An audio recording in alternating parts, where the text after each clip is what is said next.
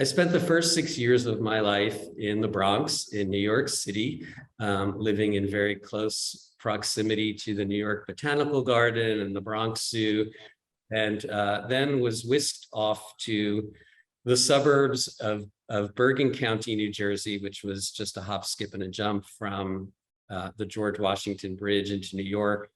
I'll say thankfully, when I grew up, I always felt like I had a resentment for the suburbs. I always felt like living in a city or living in the country just seemed like a much more authentic approach to life. And, I would say that actually my parents, both of them, were very pragmatic people and really had very little experience or interest in the arts.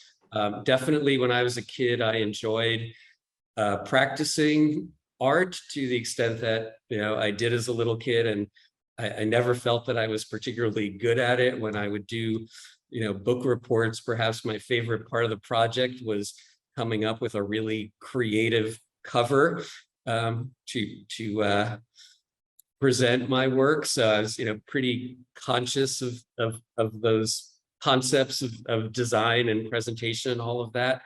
And I guess as I was growing up also, I increasingly started, every time we had an assignment in what was then called social studies, to pursue that project by developing models of different places around the world. So I would create these pretty elaborate 3D models of buildings around the world when we were studying a country.